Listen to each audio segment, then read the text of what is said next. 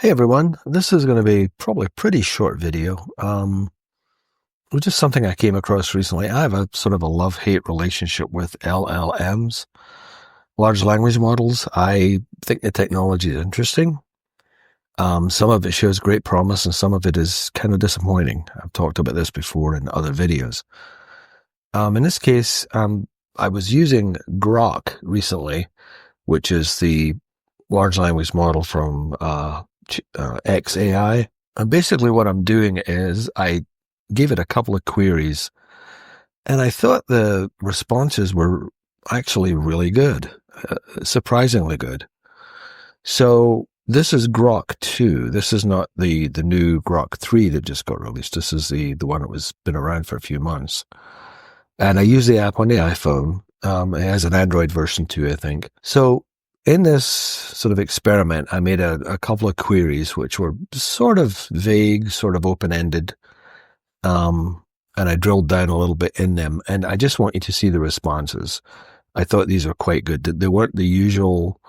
It seemed like they were elevated above the usual AI type of response, and I was impressed with, firstly, how quickly the answers came back, and secondly, how detailed and sensible, if you like, sort of well considered the answers were.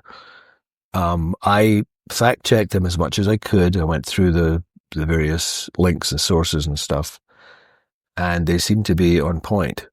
So just bear with me. Both of these responses are in the whole text of them is in the video description below. And I believe these are persistent, so you should be able to see them if you click on the links below. Let me bring them up. I had two of them. One was regarding the novels, the Wheel of Time series of novels. So if you have not read the Wheel of Time and you were maybe planning on reading it, you may want to skip that one. So I'll do that one second. The first one is regarding MacBook Air. I currently have a MacBook Air, an M1 MacBook Air, and I was kind of thinking of maybe upgrading to an M2 or M3. Just to have, a Mac as well as my Linux box, which this is here. And for those of you keeping score at home, you'll notice I'm back on Linux Mint again. I was on Arch for a while, which was a lot of fun, very interesting. I'm back on Mint right now for no particular reason other than I can.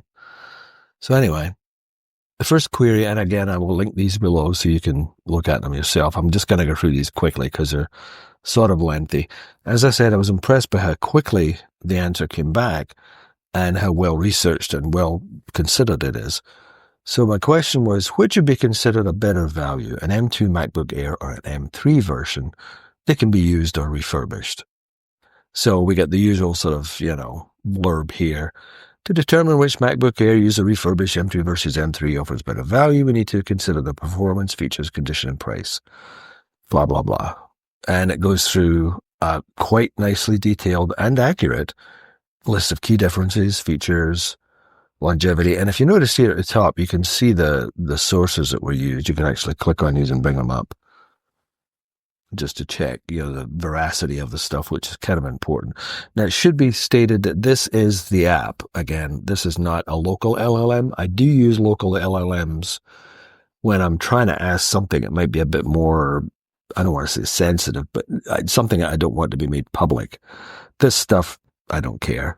So I know this has probably been used to train more models, have been, spread around 6 ways to Sunday, but it doesn't really matter for these queries that I'm talking about today.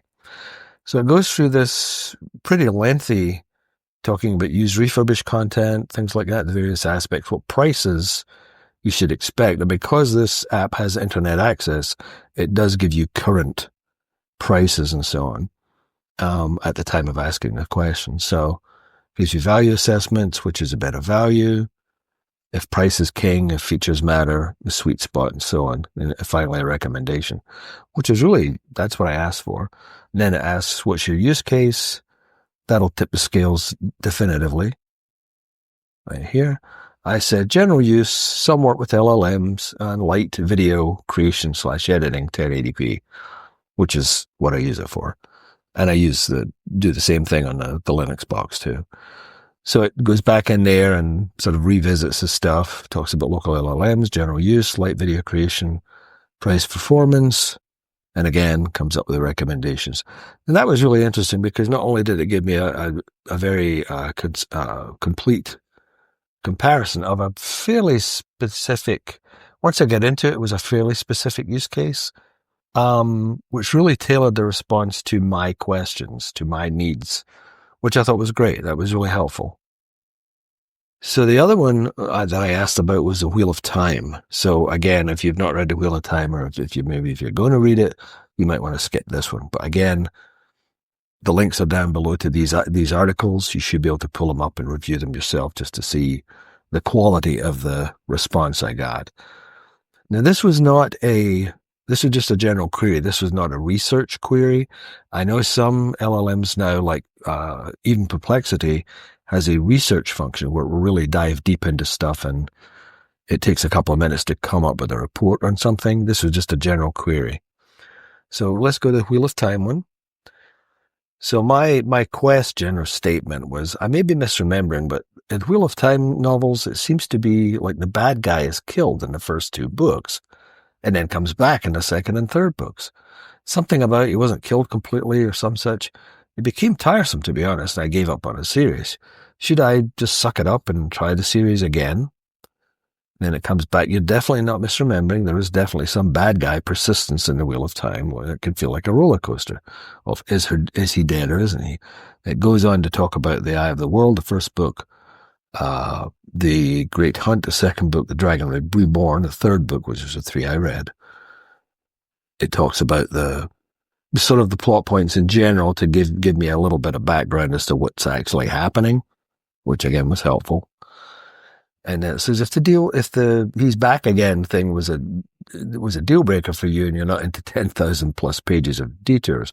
I should mention the Wheel of Time series, I think it's 14 novels. Maybe let it rest. Life's too short for books that feel like a chore. What do you think? Any part of this you did enjoy? It might be lure you back. And I said the characters and so on were fine, as was the world building. I need to do a refresher before I jump back in now. I also heard that about the slowdown in the middle few books, and that gives me some pause. It's not off the table, but I began to think I was losing it with the character non-deaths, LOL. And it says, haha, I totally get I'm losing it but the non-deaths. Then it goes into helping me with some quick catch-up, which was really helpful as well. It gives me a couple of ways to catch up on the books I'm at so I can continue with book 4 if I want to.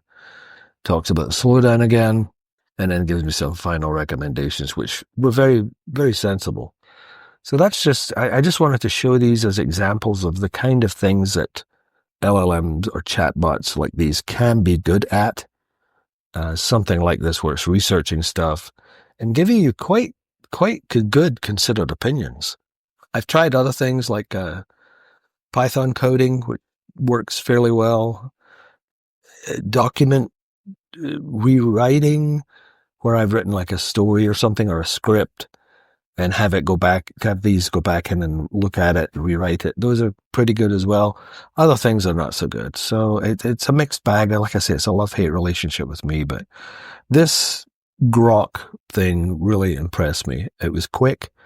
It was, as far as I can tell, accurate, and the conclusions it came to were very sensible. It was actually helpful, which is ultimately what these things are supposed to do. So, yeah, good on XAI, I guess. Hey, thanks for watching. I hope that was interesting for somebody, and we'll catch you next time. Cheers. Bye-bye.